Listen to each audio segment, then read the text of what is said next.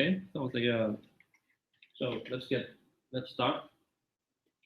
So this is welcome to lecture 2, our second lecture called a journey exploring technology.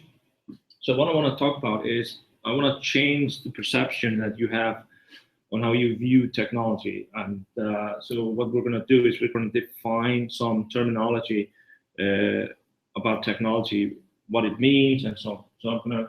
So this is to just frame what we mean when we say technology, because I think many people, they have a very, very limited view of technology and think that all technology is basically gadgets that come out of electronic shops, when in fact that everything that we have in the world that's not from nature is from man. That is technology. But first, I want to show you an email that I got. Usually you get an email from YouTube congratulating you that your video has been uploaded to YouTube. But here I got an email saying that I was violating copyright. Turns out that the songs that we were playing before the lecture started, they were copyrighted, and they're just informing me that I don't need to do anything, but some person has a copyright to this, or company, and they are claiming this, claiming the rights to the music. Okay, what I also want to do is I want to talk about what's going on in the world. And last time I was showing you VR. VR is a very interesting technology, but there are other people that think that augmented reality instead of virtual reality, where in virtual reality, you're surrounded with another world. You're completely in another world. But what if you can overlay some information over the existing world, the real world, to augment it, not to totally take it, but to augment it. So here's an example of Microsoft, what Microsoft is doing, Microsoft HoloLens.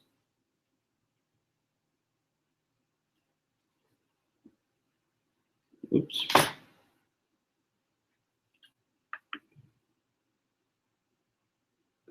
Really what we're trying to do is break down the walls between technology and people. This is the next generation of computing. This is the next PC.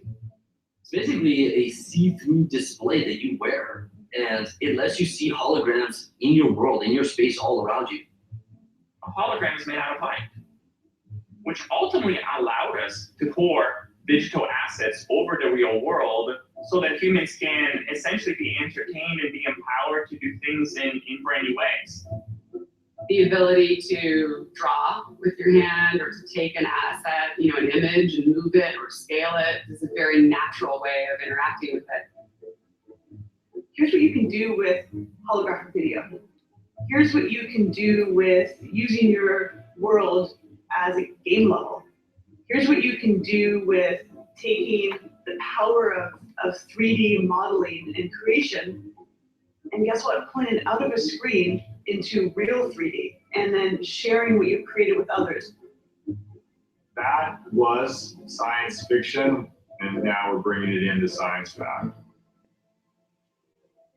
They've been working on this for, years, secretly. You need to have a bunch of obsessive people who see this as a meaningful part of their lives. This is by far, far, far the hardest, most complex, most challenging, and most intriguing thing I've ever done in my life. I mean, we are literally smacking up against some of the laws of physics on what we can and can't do with light. For all this complexity, it has to be incredibly easy, incredibly familiar, incredibly universal how you use this new palette. We just recently started engaging with third parties to build applications for the device, and the things they're doing just, they're humbling. When you've got 1,000 different people from all different backgrounds with all different types of experience, you're going to see that the stuff that we've built at the beginning is just a tiny scratching of the surface of what this technology can do and what it can mean for people. when the other perspectives come to it and all the creatives out there, it's going to blow our minds. This is a new medium for artistic expression and a new medium for creation that we've just never had before. This platform is going to truly blend your digital life with your physical life. And it is so thrilling. This is truly about seeing the world in a whole different way.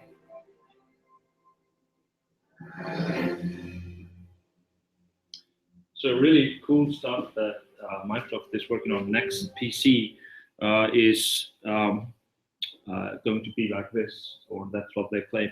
So the lecture today is about a journey exploring technology. So what I want to do is I want to talk about, put technology in perspective. And one of the things that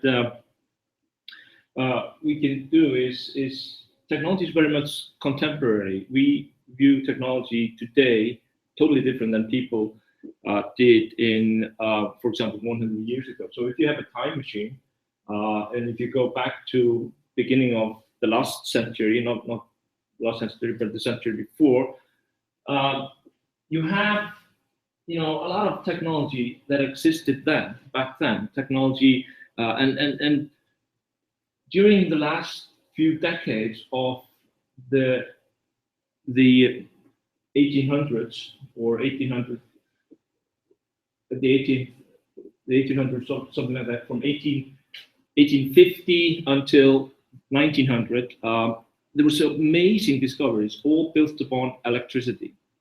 So power, energy, the telephone, and then of course came radio a little bit shorter. So if you would go and look at the technology, that this is the latest thing in 1900, you have, the car is basically a brand new invention. You have the phonograph, flight is just being tackled. So you have all these amazing technologies that are blowing people's mind at that time.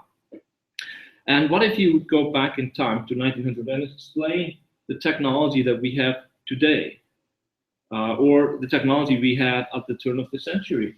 For example, we had these small devices that you could type in a number and make a telephone call to anybody, anywhere in the world. We had live TV, satellite, small things orbiting the planet, up in space, picked up cameras, pills, medicine. You can even control birth, which was, not possible 100 years ago. And you had all these amazing calculating machines that people used to play games, actually. So we have all these cool technologies today. And if you would go back 115 years and talk about this to people, they'll probably say you're mad, or the worst, they'll probably put you in jail or something for put you in an asylum, because technology is very, very contemporary. We base our view on what we've seen. We base our view on what we have seen in the past. And if we would get a glimpse of the technology in the future, we would probably think that people are mad that are explaining this, and sometimes it's kind of look funny. So a few years ago, I was doing a lecture on around the turn of the century, last turn of the century, and somebody asked me, how do you see the future of the car? What would the car, what's the future of the car? And I said, two things that are going to happen. First of all, it's going to be electric. And second, it's going to be self-driving. Now, self-driving at that time was a really, really, really innovative idea. Nobody believed this. You cannot have a self-driving car. That was, only a few years ago, people thought self-driving car, and they're not coming in the near future. But actually, today, because of what Google has been doing and all the news items, it's actually more plausible. We actually think that is possible. Only around 2000, people thought that was crazy, and we would not see it anytime soon. But we're starting to see. This is from Mercedes. This is Mercedes. So the self-driving car as a concept is now much more plausible because we've seen example of how self-driving car. We've seen the videos, we've seen the Google videos, and one of the things that people are going to have to address sooner or later is what to do with the driver. You know, the driver is probably going to get dead bored, and that's the same problem as with pilots. The pilots, they have to. The only action for a pilot happens when they take off the plane and when the plane is landing. In between, it's just boring, and you just work waiting. You just wait and look at the instrument. So it's dead boring. And now when we have self-driving cars, we have to come up with a concept. What do you do with the driver so the driver doesn't get too bored? And it will take time. It will take time for us to get used to this technology. When the first elevators came, they were controlled by people. So you would have a lift operator. So you'd go into the lift, and there would be a person that would use a shaft or something to control the elevator. Now, when automatic elevators came, people were really scared. They didn't trust. Can I just press a button? There's nobody here. And same thing will be with, you know, it's going to be freaky first, but then we're going to get used to it. Okay, so that brings me to Arthur C. Clarke's third law. He has 3 laws, and he said, you know, I don't think I need more laws. 3 is fine.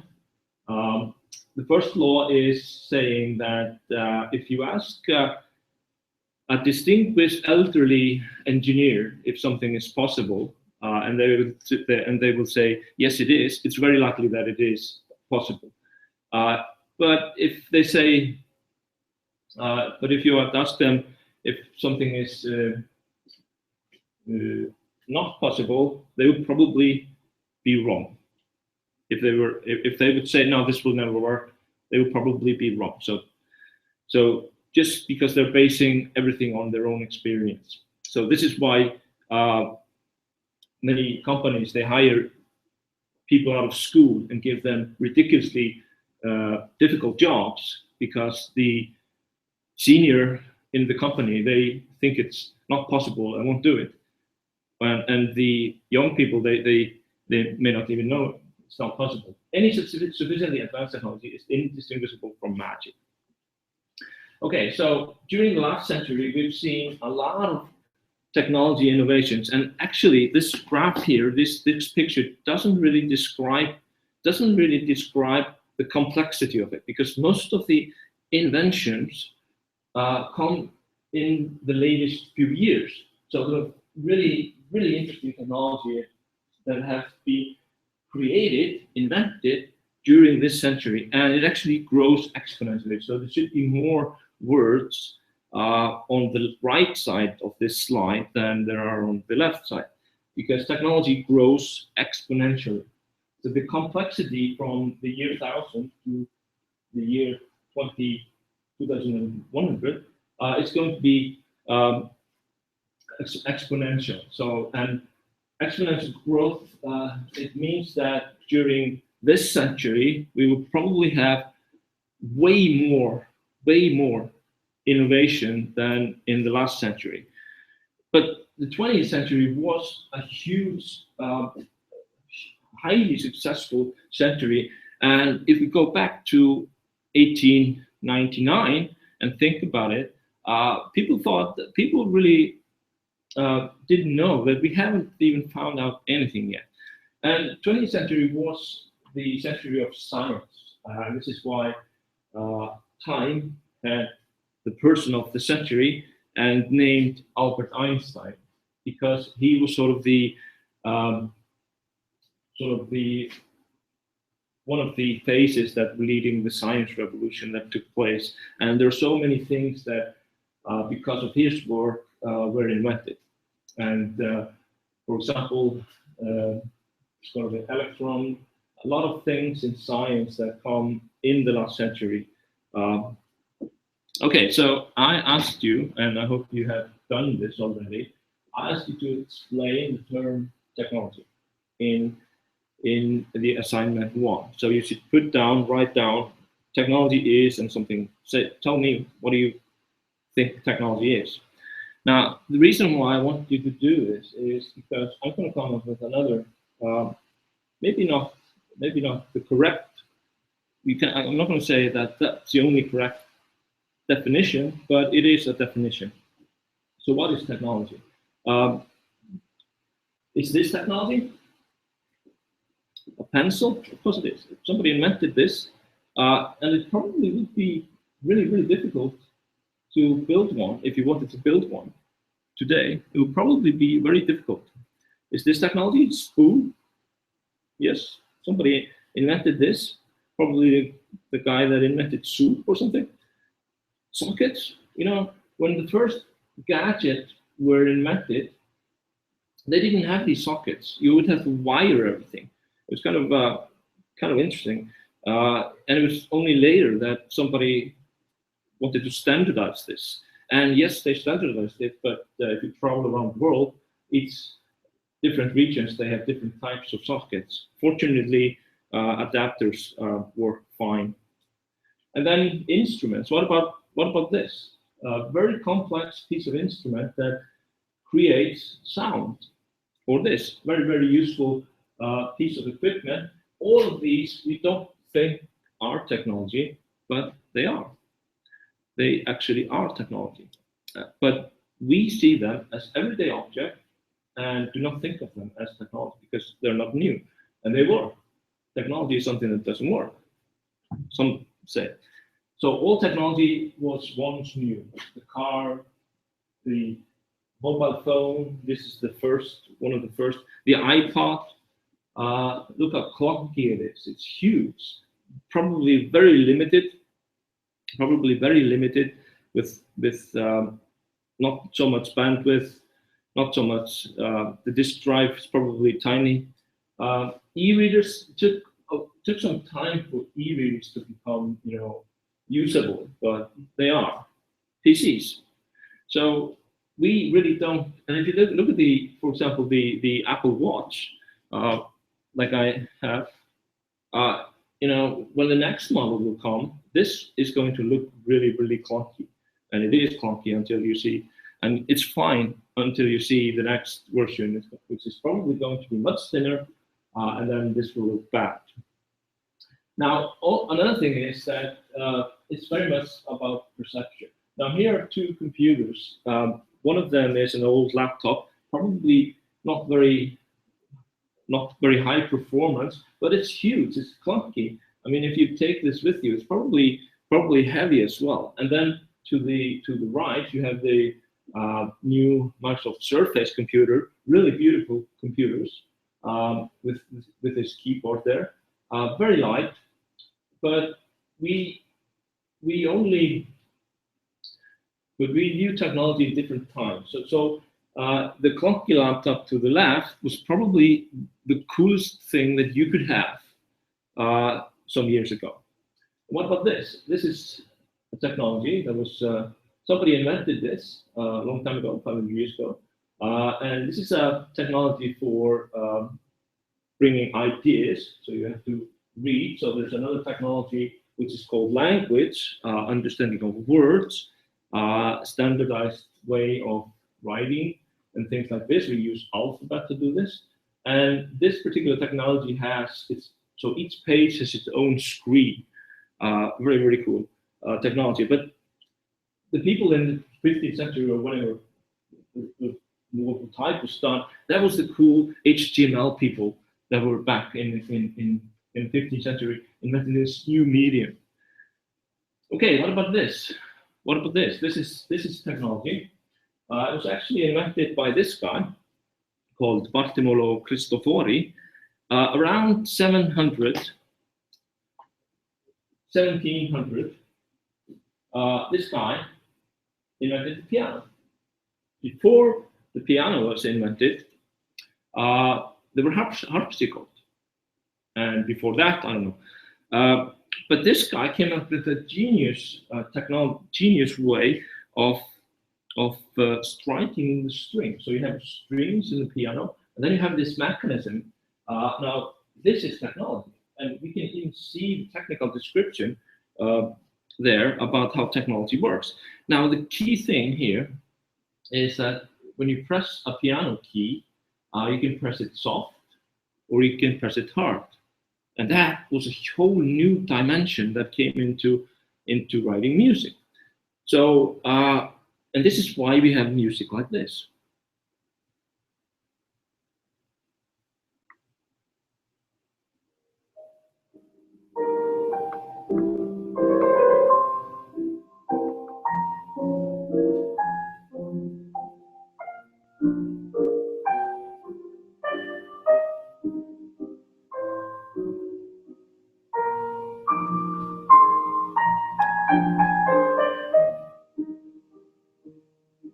I think you get the idea.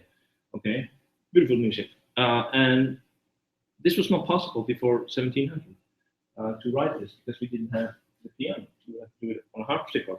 So the Bartolomeo Cristofori, he was an inventor that created a new innovation that we know now as piano, and we take it for granted. Don't think about it as technology, but actually it's a really, really sophisticated, cool technology. Okay, so Nocturne number 9. No, Opus 9, number 2 by Frédéric Chopin. Now, if you think about it, somebody comes with this new instrument, 1700 something. People start to write music for this, and what would be the reaction? There are not many piano works by Johann Sebastian Bach. So it was only until 1747 that he started to approve the piano. He thought this was didn't like this, or at least that's what I think. That I think I read that he only accepted piano as an instrument. So new technology is also very controversial. If the piano was being invented today and being introduced, maybe people would regard that as something as a bad news for classical music. Classical music will never be the same because we have this ridiculous instrument now. So it's very much about the perception that we have on technology. So only until 1747 he would start to write piano works, but he managed to write few such. So we always think that technology is something new. And another thing that we can say about technology is that it becomes very much emotional. We have opinion on technology. We shouldn't have, but we do. So what is this word? So let's explore first the word. So techne is Greek for art, skill, and logos is Greek for word, speech. So it's the writing down of some art or some skills that's the definition. Now the term technology didn't exist, or people started to use it. Maybe it was used in ancient Greek, but it wasn't until, and it is used by the Greek philosopher Aristotle or those famous persons, but it sort of disappears, goes away for centuries. And it was only until 1801 that this guy, Johann Beckmann, started to teach a course at a university, I think in somewhere in where now is Germany, and I think it was Hanover, and he started to use the word technology and documented in a course everything about technology, because in 1800 you could pretty much write a book that would explain everything. That would probably be not easy today. Of course, we have Wikipedia. So what happened since ancient Greek and until the 1800? It doesn't mean that there was no technology. Of course, people were creating tools. They were building things, building ships, building all sorts of transportation vehicles, and so on. So of course we had technology through the Middle Ages, but that was sort of something that people just didn't talk so much about, and things moved really much slower than it does today. Today, society is very much talking about technology all the time. If there's something new gadget that comes from Apple or Microsoft, it's going to be in the news, and people are interested in it. Now, I want to show you a clip here. Kevin Kelly, he's one of the people that founded Wired magazine, and he's written a lot of books, and he's one of the authorities that I sort of look to. If he says something interesting, I will check it out, because Kevin Kelly has been talking about technology for some time, and he has really great views on this. And he has, and you can also find him as a TED for TED lectures. But he wrote a book a few years ago called What Technology Wants, and in this book he sort of tries to explain what is technology. And here he is doing a lecture here where he is sort of explaining what his definition of technology is. And that's what this book is. It's my quest to try and uncover a theory, a perspective that puts technology in a framework. So otherwise it's just one thing after another. And that's sort of like what biology was before there was a theory of evolution, which is one organism after another.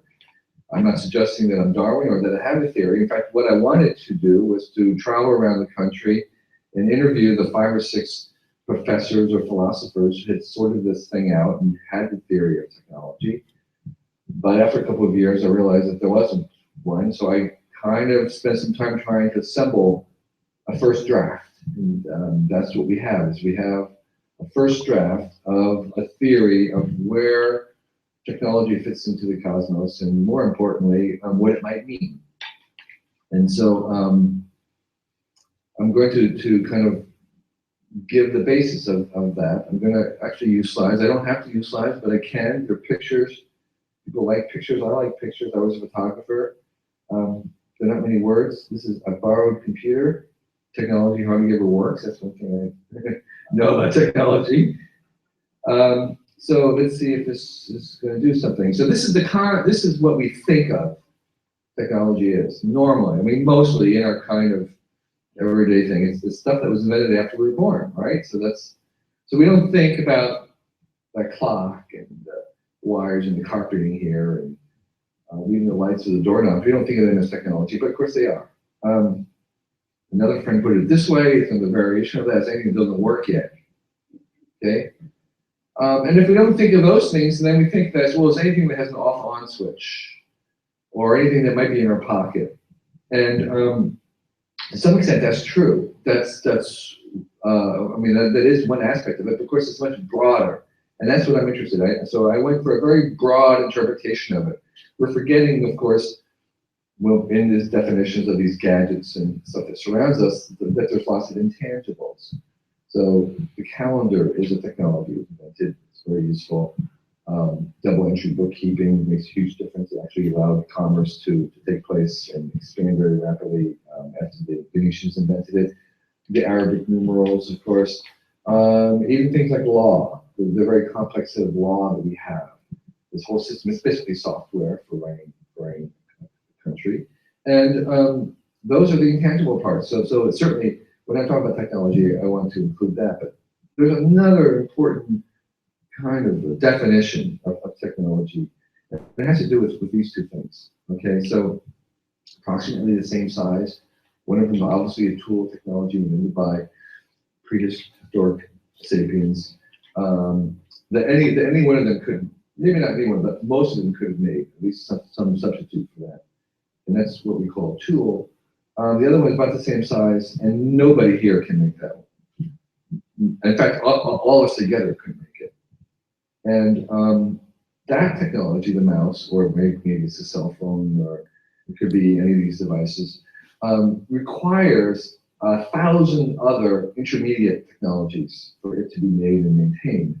And each of those intermediate technologies require maybe hundreds of other supporting technologies. And so that is a part of a web, an ecosystem of other technologies.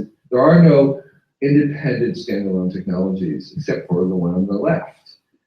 These days, our complexity of technologies are ecological, they're systematic. They require and are codependent upon many other technologies. And so, in fact, the whole thing, everything around us, we went through the objects in this room, we would quickly begin to see that there is a interacting network of self-supporting technologies. And what's important, and something I'll come back to later, is that oftentimes technology A is needed to create technology B, which is needed to create technology C, which is needed to create technology D, which is often sometimes needed to create technology A. So you have this circular, recursive support, kind of like the lap dance, where everybody's sitting in the lap and it just goes around and around. An infinite circle, the Ouroboros, the kind of tail, the snake eating this own tail, it goes around and around with no beginning or end. That's the kind of things that we have. And that's important later on because when we have systems like that, they produce certain kinds of effects. What I want to end this part definitionally is to say that my definition of technology, when I talk about technology once, it is not the standalone mouse and iPhone. It's not even the set of all those. It's the interacting web, the system of all those things. So this is one definition that we have of technology. It's an interconnection of parts that make up something coherent. But so this is Kevin Kelly's definition of technology, explaining what it is. But I want to go to a formal definition of technology, and I want to go to Professor Clayton Christensen, who defines this as something like this. Technology is a process by which an organization transforms labor, capital, material, and information into products and services to create values. So it is a process by which an organization transforms these things, labor, capital, material, into something. So that's the formal definition that we are going to have in the course. It's a process that describes how you would build things. So don't think about this as technology. This is just a beautiful device, but this is more like the technology behind the device, the specification and everything, so it can be produced. Here's another technology, but the real invention in making cars like this is actually making car factories that create cars like that. So it's not only the end result, it's also the whole process of making these gadgets. Now, the process of making cars has been so highly optimized that you can actually get a decent car for only few which is very affordable, but it's actually really, really difficult to assemble this. And if you wanted to assemble a car from scratch, it would probably be very, very difficult, if at all possible, by any individual. So then we defined what we call product performance. So what does that mean? And that is the value you get out of a product for which you have paid some cost. Now, the reason we want to talk about product performance is that we can compare products of different generations. So if you have, for example, like very classic example, you have their L02, and then you have iMac, similar, from 2007. So there's some 30 years there. So the cost about the same, but one of them is obviously much, much better. So the one to the right has more value than the one to the left. But at the time Apple II came out, it was tremendous value to people that wanted to buy this. And also we saw this slide in first lecture where we have the Mac, and on just 10 years, we could see the product performance improved so dramatically in computers that we could put them in our pocket. And in 2000, if somebody would say this, that the computers are going to be the size of a device you can hold in your hand and keep in your pocket, in just 10 years, people would probably not believe you. But here's an example, and using the iPod is actually a really good example, because we have in such a relatively short time seen so many generations come off the iPod. So first generation, second generation, and so on. And I'm not sure what generation is now. Okay, the last term that I want to define is innovation. Now, the innovation is change in technology, some improvements that we do so we can improve technology or create totally new technology. Now, we will have a whole lecture on how innovation happens. What is it that happens? Why do people invent things, and what's the sort of what's behind that? But one of the observations we can make is that technology grows exponentially, because you have more technology and then more technology, and that has more, and so on. So it grows exponentially. So the complexity goes up, and the complexity is just increasing. Now, this sort of brings me to this graph. So the evolution of the human brain followed also an exponential pattern, but exponential is something that has really interesting properties. So during next lecture, I am going to talk about exponential world, and next lecture Monday, exponential world, and we will have the lecture on Monday in room 106 and 106, I think. So I hope to see you there.